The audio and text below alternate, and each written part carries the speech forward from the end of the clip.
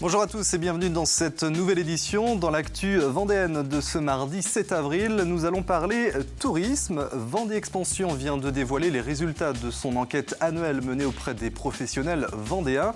Et les premières estimations sont plutôt encourageantes. Nous reviendrons aussi sur les finales du mondial football de Montaigu et c'est l'Angleterre qui s'impose face à la France pour la 3e fois.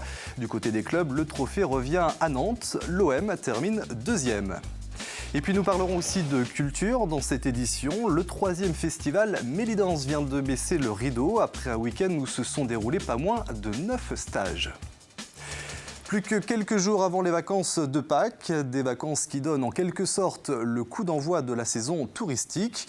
Outre le retour du soleil, vous l'aurez remarqué, c'est à cette période que les campings notamment réouvrent leurs portes. Et c'est aussi traditionnellement à cette période que Vendée Expansion dévoile les résultats de son enquête sur les prévisions touristiques. Des prévisions plutôt bonnes pour la saison estivale 2015, comme nous le confirme Samuel Grasset. Regardez. Du monde sur le remblai des Sables d'Olonne, sous le soleil. Ces images du début du mois de mars semblent avoir donné le ton. Les professionnels du tourisme débutent la saison avec optimisme. La météo est favorable. Le soleil de ces derniers jours devrait continuer à accompagner les premiers touristes des vacances de printemps qui débutent samedi. Et le calendrier aide aussi. On a eu ces grandes marées qui ont déjà fait venir du monde sur nos côtes pour voir les grandes marées. Et puis on a des week-ends de mai qui sont des week-ends prolongés, qui sont des week-ends assez longs. Et on observe d'ores et déjà, notamment au Gîte de France, notamment à Clé Vacances, une augmentation date à date, si on se compare à l'année dernière à la même date, des réservations dans ces deux labels. Les Gîtes de France annoncent déjà une hausse de 7% de leurs réservations à la fin mars, plus 40% rien que sur le mois de septembre. Plusieurs propriétaires labellisés Clé Vacances affichent complet pour juillet et août. Les hôteliers, eux, sont plus réservés. Ils sont davantage soumis aux réservations de dernière minute. Mais dans les campings, 82% des professionnels affirment que les réservations pour cet été sont égales ou supérieures à l'an dernier. L'accent sera particulièrement mis cette année sur la clientèle étrangère. Nous allons déployer notre site Vendée Tourisme qui n'était qu'en français jusqu'à présent avec 3 nouvelles langues. Donc on va avoir des versions anglaises, une version néerlandaise et une version allemande dès le mois de mai de notre site Vendée Tourisme, qui est une manière aussi évidemment d'aller chercher ces clientèles étrangères. Pour attirer les touristes indécis, 400 000 € vont être dépensés cette année pour la réalisation de brochures, d'une vingtaine de vidéos de promotion de la Vendée. Une campagne d'affichage est également en cours sur les bus de l'agglomération de Nantes. Une autre est prévue au mois de juin dans le métro parisien. Vendée Tourisme espère ainsi toucher 9,5 millions de vacanciers potentiels. Voilà, et puis aujourd'hui, ce qui permet à des stations balnéaires de se démarquer, ce sont notamment les labels. Alors il en existe plusieurs, mais seules 5 communes en France ont décroché la Fleur d'Or au concours des villes et villages fleuris. Parmi elles, Saint-Jean-de-Mont, pour qui cette distinction récompense les efforts liés au fleurissement, mais aussi sa politique environnementale. Regardez plutôt le reportage d'Anthony Jamin. Saint-Jean-de-Mont, c'est 8 km de plage, son estacade à proximité de la base de voile, ses 2000 hectares de forêt domaniale et ses dizaines de kilomètres de sentiers pédestres. Mais c'est aussi des aménagements sur le front de mer et à proximité du centre-bourg. On a la chance à Saint-Jean-de-Mont d'avoir la forêt qui rentre dans le bourg. Aménager donc quelque chose de plus naturel dans cette limite de forêt, et plus on arrive dans le centre-bourg, c'est quelque chose qui est plus horticole, avec des essences différentes. C'est toute cette politique environnementale et la qualité des aménagements, comme les pistes cyclables par exemple, qui ont permis à la ville de Saint-Jean-de-Mont d'obtenir la Fleur d'Or, un millésime accordé pour 1 an et qui récompense les efforts entrepris par la ville et ses différents services pour améliorer la qualité de vie des Montois présents à l'année et des touristes en période estivale. Le jury tient compte du fleurissement, certes, mais pas que. Vous avez une grosse importance qui est liée aux équipements, aux infrastructures.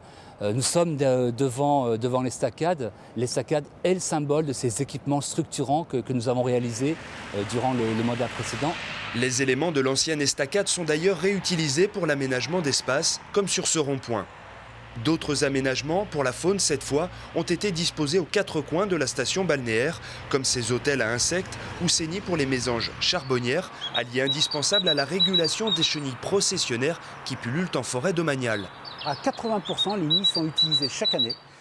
Et elles viennent dans ce nid parce qu'il y a un diamètre bien spécifique d'entrée de cet oiseau-là.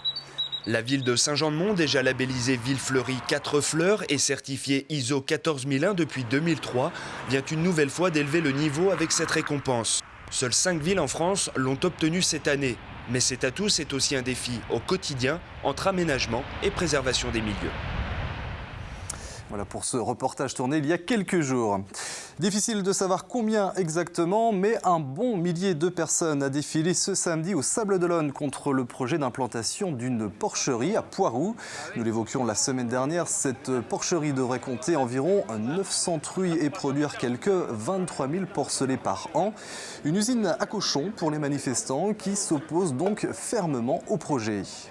On ne veut pas d'usine de ce type-là, voilà, on veut un élevage propre, on ne veut pas de grands élevages qui multiplient le nombre de bêtes. Il faut surtout être très vigilant face à ce genre d'industrie. Voilà, tout simplement. C'est des projets assez démesurés, on n'a pas besoin de ça, à une heure où il faut apprendre à consommer différemment.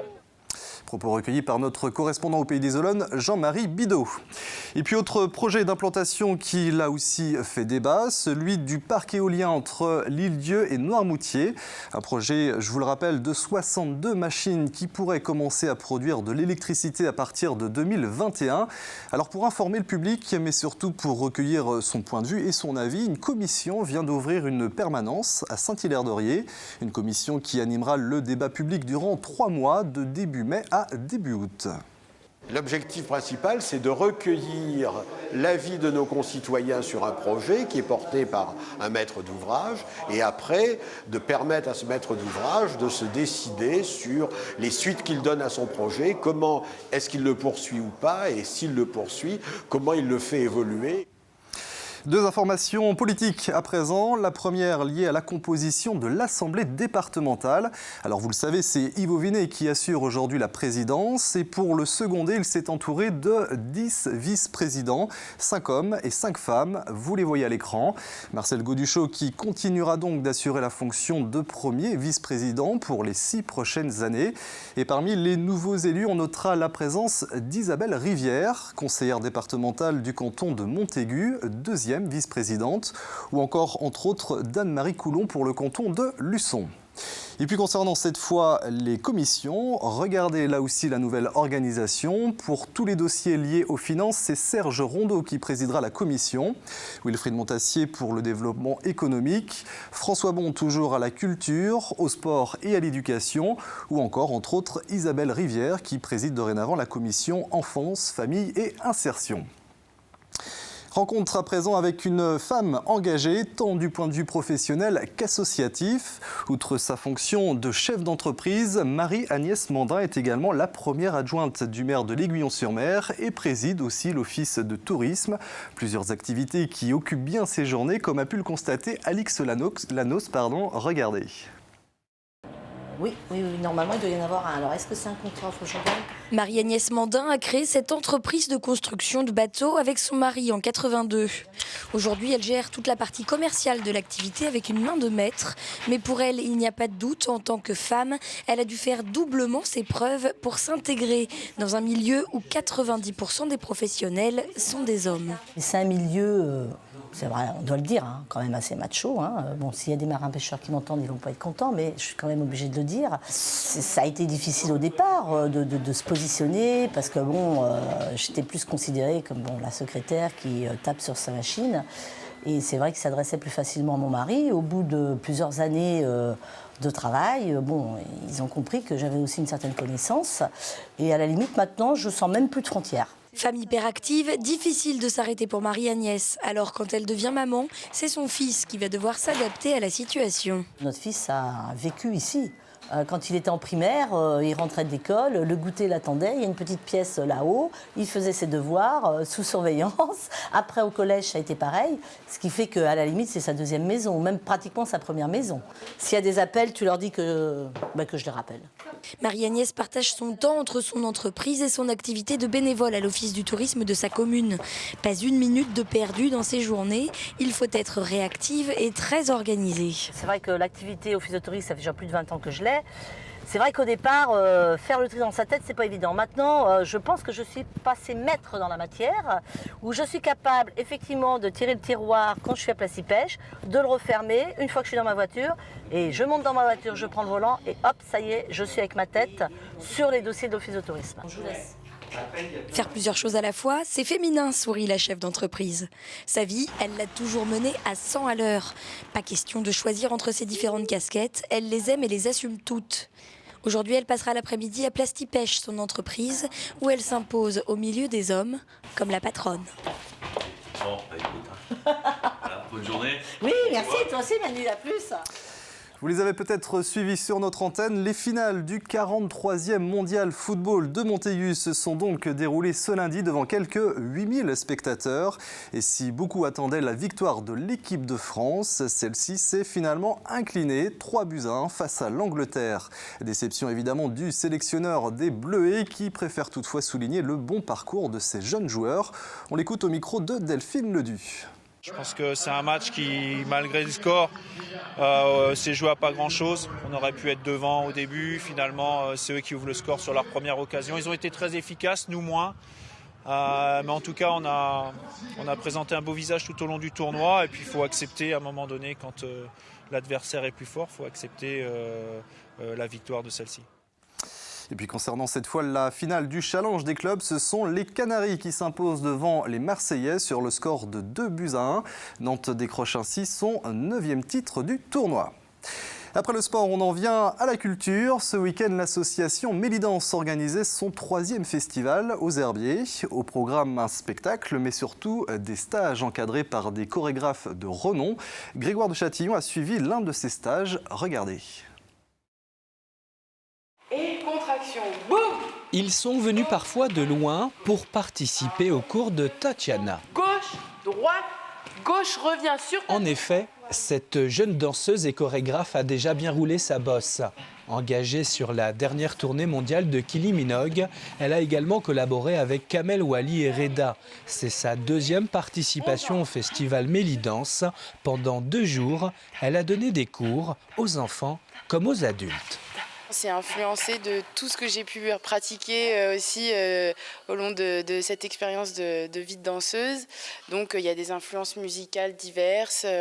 Et puis voilà, moi j'ai fait du hip-hop, j'ai fait du jazz, j'ai fait du classique, j'ai fait de la danse africaine. Donc tout se mélange un peu. Et je crois que si on comparait à la musique, on dirait que c'est de l'alternatif, quelque chose comme ça.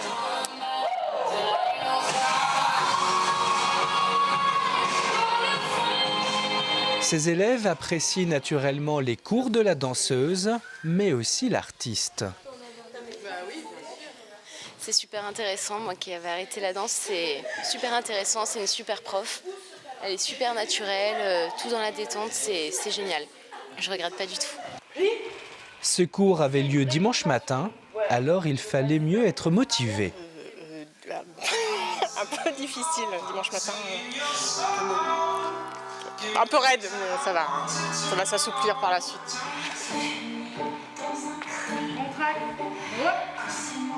Mélidance, un festival qui a encore une fois réussi à faire venir, tout comme Tatiana Seguin, la nouvelle garde de la danse contemporaine française.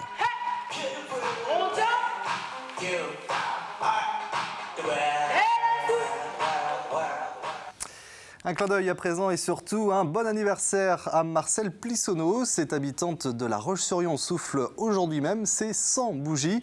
Alors très bon anniversaire à cette ancienne sage-femme qui a exercé 32 ans au service maternité de l'hôpital lyonnais et qui vient donc de recevoir la médaille de la ville de La Roche-sur-Yon. Allez, on ouvre l'agenda de la semaine et on commence avec jeudi, cet appel à la mobilisation, appel lancé par la CGT, Force ouvrière, Solidaire et la FSU pour lutter contre l'austérité. À La Roche, une manifestation s'élancera de la place Napoléon. Le rendez-vous est fixé à 14 h. Vendredi, si on en parlait en début d'édition, c'est le début des vacances de Pâques pour les petits Vendéens comme pour tous les élèves de l'Académie de Nantes. Samedi, le Puy du Fou réouvre ses portes. Ce sera l'occasion de découvrir la nouveauté 2015 du Grand Parc, les Amoureux de Verdun. Une nouveauté que l'on aura d'ailleurs l'occasion de vous présenter dans une très prochaine édition. Et puis dimanche, nous l'avons déjà évoqué également, c'est la bicentenaire, le rendez-vous des amateurs de course à pied et de randonnée. La 12e édition, c'est donc ce 12 avril. Voilà, et puis un mot du temps avant de se quitter. Et pour ce mercredi, le soleil persiste. Quant aux températures, elles seront elles aussi assez clémentes. C'est ce que nous confirme dans un instant Armel Pavageau avec le bulletin météo complet. Quant à nous, eh bien, on se retrouve très vite pour un nouveau point sur l'actu vendéenne. D'ici là, c'est Edwige Richard que vous retrouverez à cette même place demain soir. Bonne soirée sur TV Vendée et à très bientôt.